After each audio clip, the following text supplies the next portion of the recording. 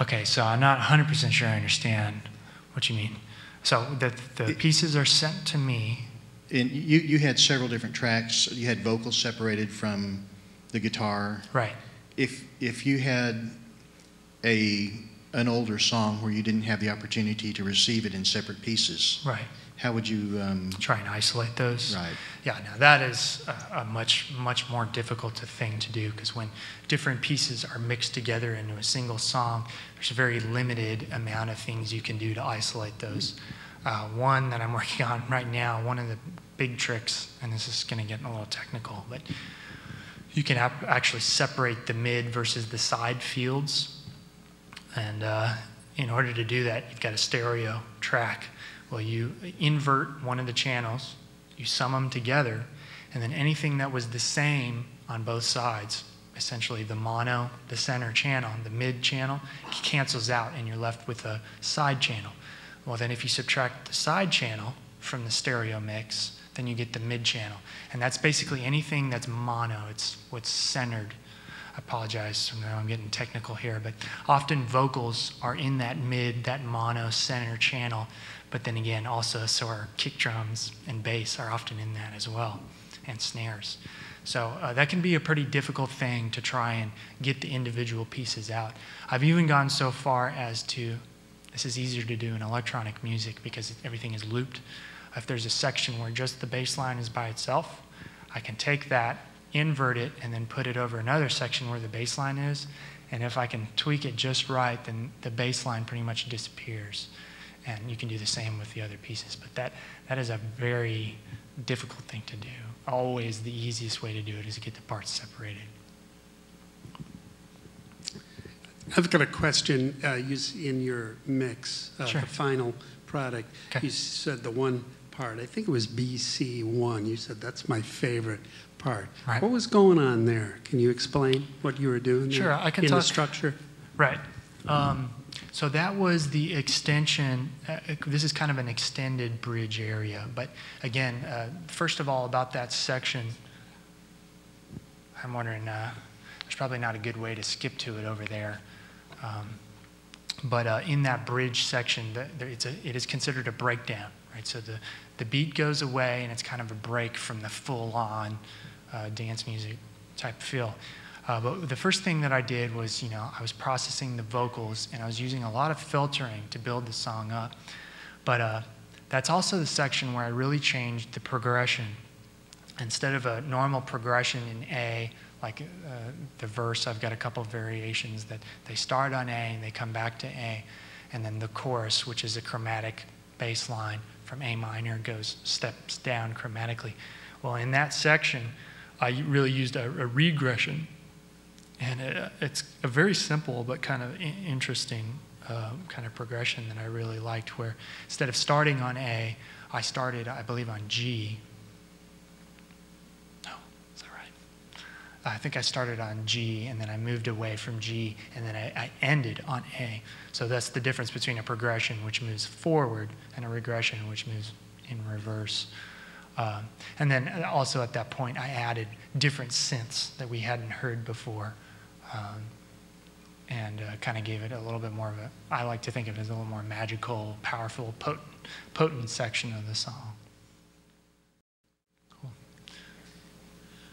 When you don't have an established relationship with an artist or a label, how do you go about negotiating with them to convince them to give you their multi-tracks? Cool.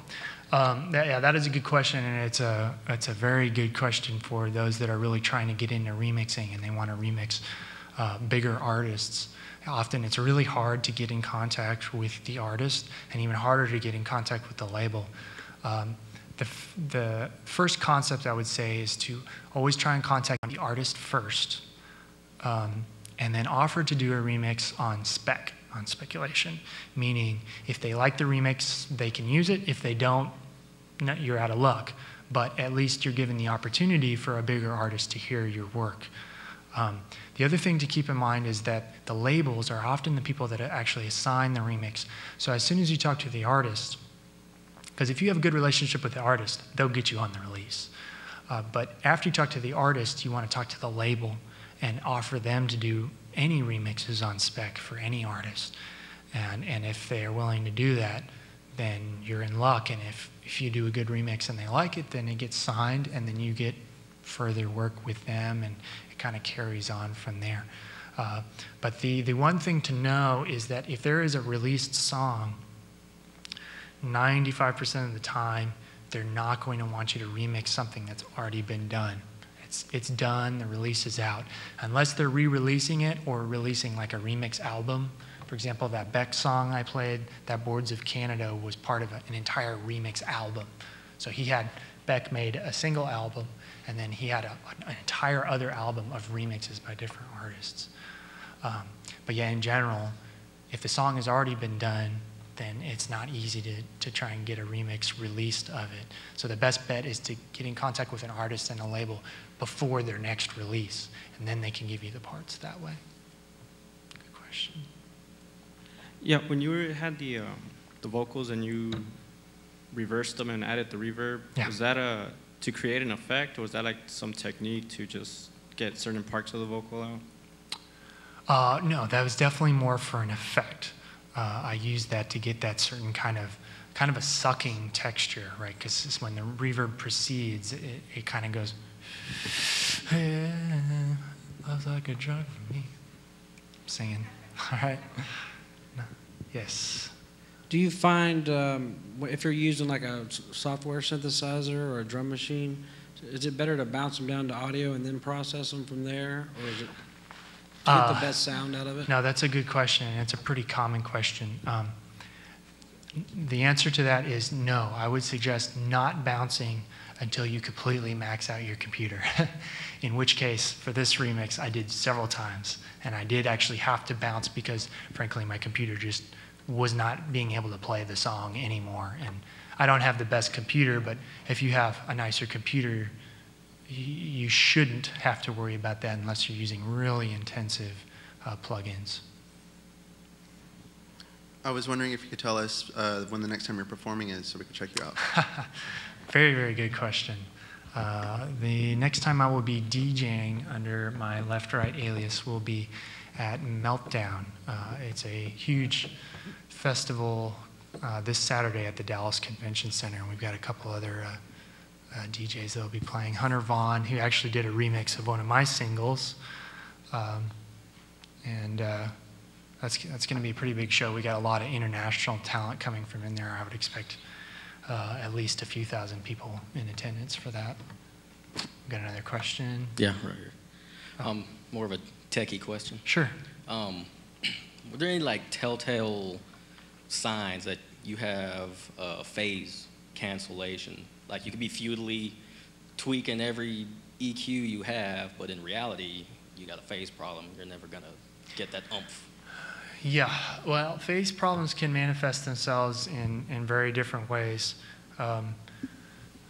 One thing to know is that phasing is common, basically, as waves go up and down in amplitude.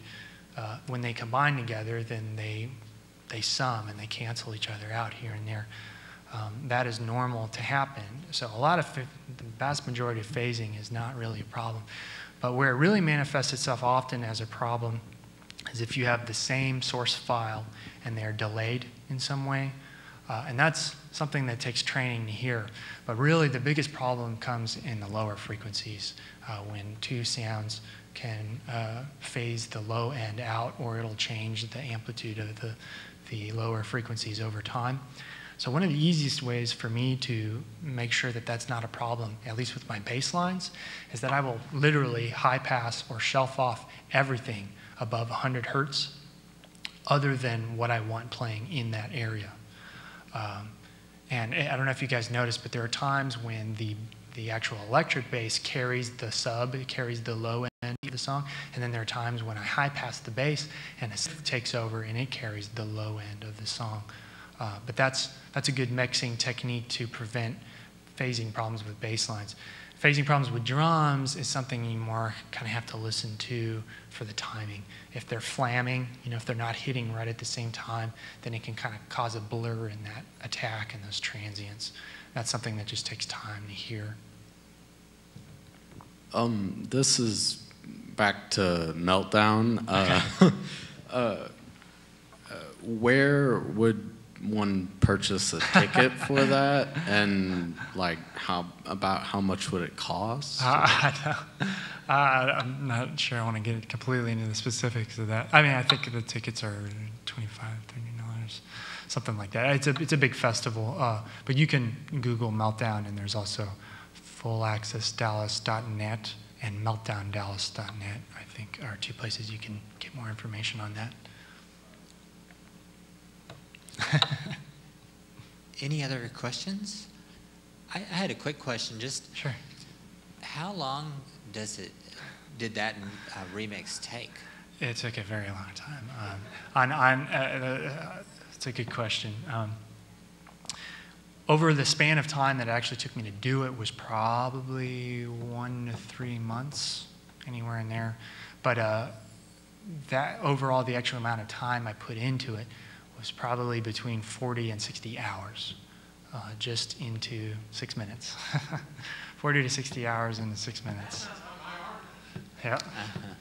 So, and on average, a lot of my remixes are about 40 hours. I have done some in as little as like 3 days, and that was about 20 hours. That was one of the shortest ones I've ever done, and then I've had ones that have gone over 80 hours, and if like film scores and stuff like that take much longer to really get specific with. But I was going to mention one other thing about that. But that's not a very common thing with electronic dance music producers. I know a lot of people that move a lot faster than I do. I tend to be very slow because I'm very picky about all of the details with not just the music, the structure, but also the transitions and then the audio engineering and the mastering. I take care of all of that at once. And previously in the industry, that used to be 10, 15 different people's jobs doing each one of those pieces, and I do it all. So I really like to take my time at each stage in the workflow. Are you still working in Cubase? I do use Cubase for a good amount of my production. Another software program I'm using more often is called Ableton Live, which is also really good for live performances. So I can make something in Ableton, and then I can also perform and sample those pieces live and rearrange them on the fly, which is a really great attribute of Ableton. I looked up on Amazon.com and eBay to see if I could find the book so I could give these people the title. Was I looking at the history of DJing? History of DJ? Yeah, it's one of those two. I'm not sure. It could be either. I didn't find either one on both of them. Oh, okay. Well, I can give a look to that, and we can. Well, what we can do, we are a library, so we'll find it if anybody's interested. Fair enough. Well, if there's no more questions, let's please give another warm round.